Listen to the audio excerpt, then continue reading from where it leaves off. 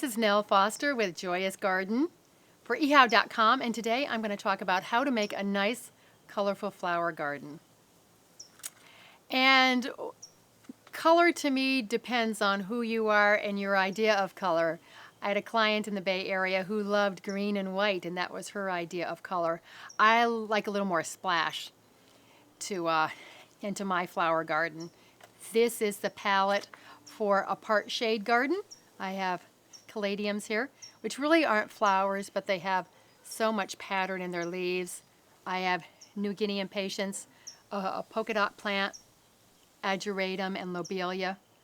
And then I'm going to pop all those colors out with orange, because orange really is a nice, vibrant sending to a flower garden, I think, even though some people don't like orange.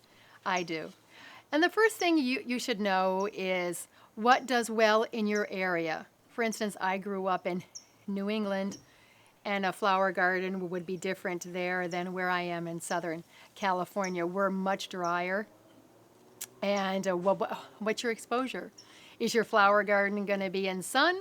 Is your flower garden going to be in part shade, or is it going to be in deep shade? And in deep shade, it's a little bit harder to get a lot of color because most plants need a little sun to flower, but you can still use a lot of leaf patterns, and there are some things that will flower in the shade.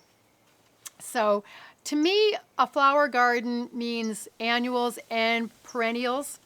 And some of the perennials you can use to give you some color, some bloom during the summer especially, are penstemon, lavender, alstroemeria, astilbe, hellebores, hosta, rudbeckias, coreopsis, and of course salvia. And that there are more, but those are the ones that I think of are the real bloomers in the garden. And then you get more into the annuals, like the petunias, impatiens, marigolds, zinnias, said ageratum, lobelia is very common because it can almost bloom in the shade, not in the deep shade, but in dappled shade, part shade, and in sun. In my yard here, it seeds all over the place, sun and shade. It's just popping up all over, but there's a lot more annuals, and you can check those out for your area, and begonias, of course. So what you need for a flower garden is it needs good soil. They need a lot of good stuff to bloom. So you want to make sure your soil is well worked. You've worked some amendments into it to amend the drainage and to also make it richer too.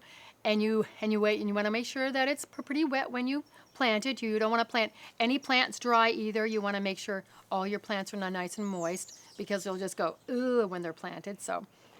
And for flowers, I do use fertilizer. I use a rose and flower food, and I use chicken manure or worm compost to plant with too, along with alfalfa meal. And then that gives it a nice little boost. And I like to plant in waves of color. So there would be blocks of blue, blocks of orange, blocks of pink, or plant them in groupings of 3 or 5 or 7 or how many you want to, just because it's a little more restful on the eye. If you have a lot of color all over the place, your eye sort of goes all over. That's why orange is a little hard for some people to use in the garden, because your eye goes straight to orange. It's a very strong color. And if you plant in waves, I think it's a little bit more restful. If you're doing a wildflower garden where the colors all mingle, that's a different story. But for this kind of a garden, I think it's nice to plant in blocks.